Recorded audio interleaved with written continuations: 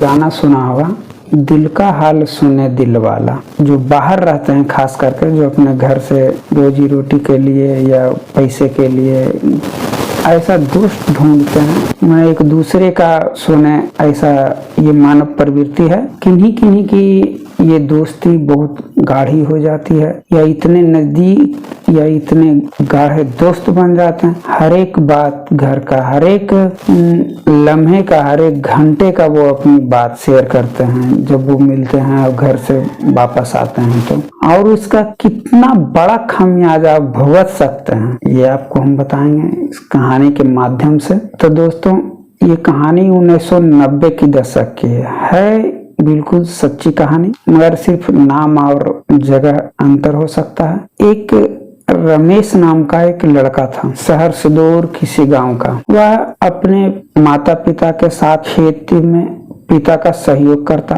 उसके पास जमीन बहुत कम थी, जिसके कारण बहुत बढ़िया से गुजारा नहीं चल पाता था घर का। वह फसल काटने और बोने के टाइम वह घर पर रहता। उसके बाद जब फसल कट जाती और नई फसल बो दिया जाता, उसके बाद वह दिल्ली कमाने चला जाता, ताकि वह घर में 2 और पैसे आ जाएं और जीवन सही ढंग से चलता रहे। जब वह दिल्ली में काम करने लगा था, तब आप अक्सर देखेंगे जो घर से बाहर रहते हैं, अकेले रूम पार्टनर के साथ रहते हैं, कि कम खर्चा में 2-4 लड़के मिलकर रहेंगे तो खर्चा भी कम होगा, पैसा ज्यादा बचेगा। उसी तरह रमेश भी 2-4 लड़कों के साथ रहता था और वह फैक्ट्री में काम कर कर आता, रात को आराम करता, थोड़ा बहुत गप्पे करता, फिर सब सो जाते हैं, फिर सुबह खाना बनाता, फिर अपने अपने सब काम पे चले जाते। इसी में एक पंकज नाम का लड़का था, उसकी भी शादी नहीं हुई थी और वह भी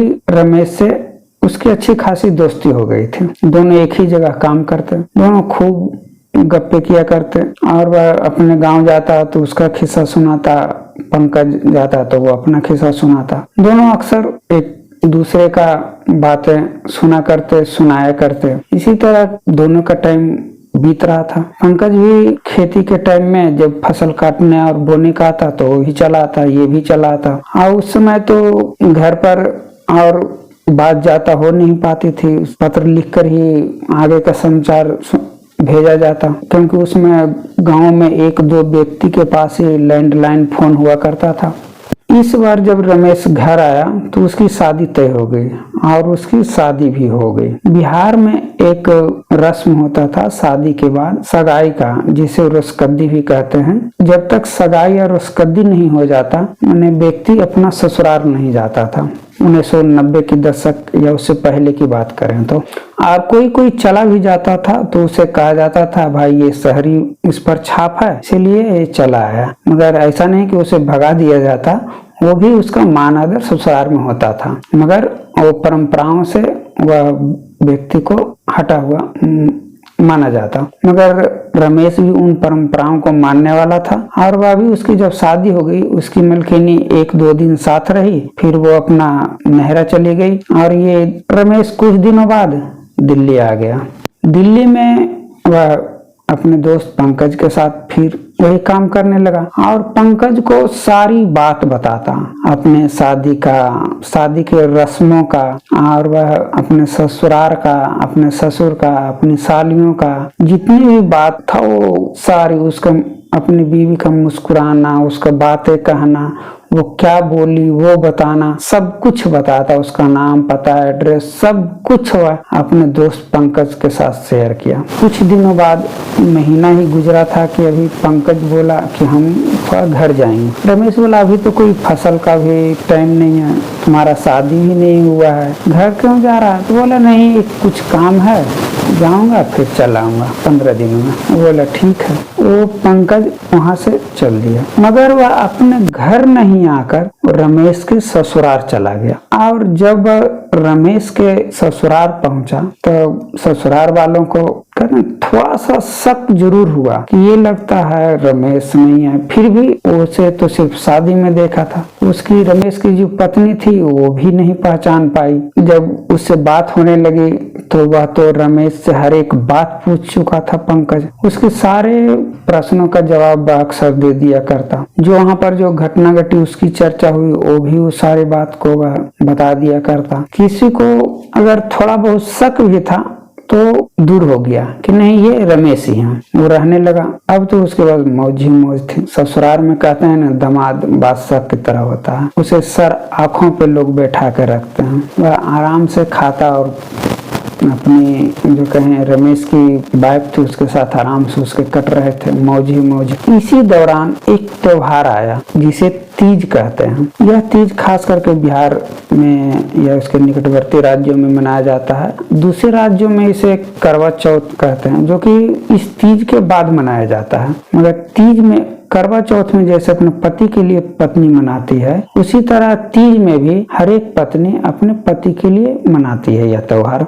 तीज में एक नियम है कि जिसकी शादी का भी 1 साल भी नहीं हुआ या पहला तीज शादी के बाद आ रहा है उसका सारा सामान ससुराल से आता है। साड़ी का सारा सेट, श्रृंगार का सारा सेट एवं जो उसमें या मिठाइयाँ से पूजी जाती है वो सभी ससुराल से ही आता है। और उसे लेकर या तो देवर आता है, ससुर आते हैं या तो अगर भैंसुर वगैरह या कोई भी जो नजदीकी परिवार हो वो आएंगे, मगर आएगा ससुराल से जरूर। तो उसी समय तीज पूजाई जो उसको तीज पूजाई कहते हैं, तीज पूजाई के लिए रमेश के पिताजी आ गए। पंकज जब ये बात सुना उसे तो बड़ा डर सा हो गया कि बाप तो हम पकड़े जाएंगे। मगर वहाँ एक गांव में अक्सर आप देखे होंगे दामाद जो है दहलीज यानी कि घर के अंदर रहता है और जो समधी आते हैं वो घर के बाहर उनको रहने और बैठने का इंतजाम किया जाता है। तो बैठका में जिसे लोग बैठका या दलान कहते हैं उन्हें दलान में बैठका में ठहराया गया। तो भाई दोनों का तो अब मिलन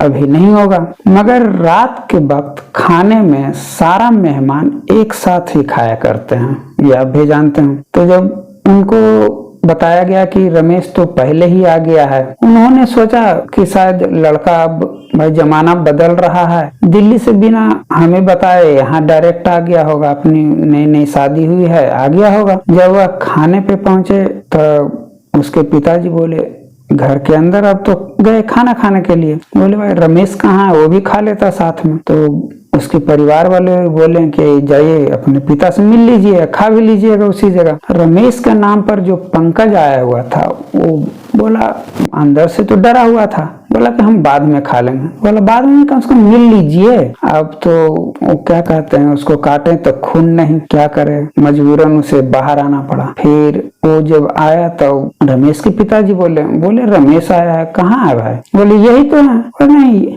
फिर उसके पिता बड़ा अचंभित, नहीं ये तो रमेश नहीं है। सारे लोग को जैसे आसमान गिर गया, ये क्या कह रहे हैं, ये रमेश नहीं है? बोला नहीं। अब भाई उसके पिताजी जो लड़की के पिताजी थे उनके पैरों तले जमीन खिसक गई। ये क्या आप कह रहे हैं? फिर रमेश के पिताजी बोले नहीं हम अपने बेटे को नहीं पहचानेंगे। ये तो नहीं। उससे पूछा गया तुम बताओ सही कौन हो तुम? मजबूरन पंकज को सारी कहानी सुनानी पड़ी कि भाई रमेश मेरा दोस्त है, उसके विश्वासों का हम नाजायज फायदा उठाकर हम यहाँ आ गए। घर वाले हल्ला करने लगे।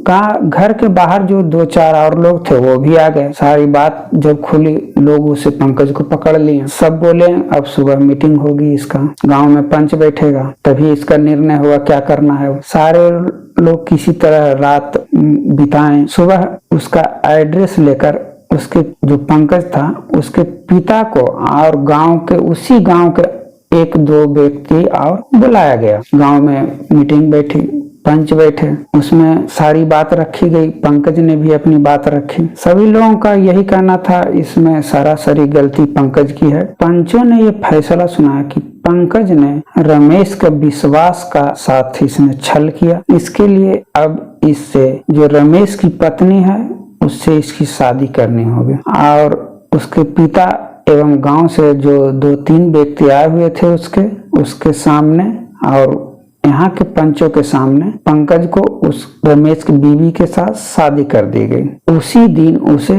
वहां से विदा कर दिया गया और वह बोले कि ये अब वहीं रहेगी। यह कहानी रमेश और पंकज की नहीं बल्कि एक दो दोस्तों के विश्वास की ये कहानी है, जिसमें एक दोस्त किस तरह अपने दोस्त पे विश्वास करके हर एक राज हर एक बात बताता है और वह उसका नाजायज फायदा उठाता है। तो दोस्तों, आप जब भी घर के बाहर हों, कृपया अपने सामने वाले से या अपने जो साथ रहते हैं उसके साथ कितनी बात आपको बतानी चाहिए, इस पर आपको विचार पहले कर लेना चाहिए, क्योंकि आपको सिर्फ संबंधों की हानि नहीं, पैसे की भी हानि हो सकती है, आपको शारीरिक हानि भी हो सकती है। इसलिए दोस्ती करें सोच समझ के। दोस्ती ठीक है, मगर हर एक राज को बताने से पहले आप सोच लें। अगर कहानी अच्छी लगी हो तो कृपया चैनल को सब्सक्राइब और लाइक कर दें।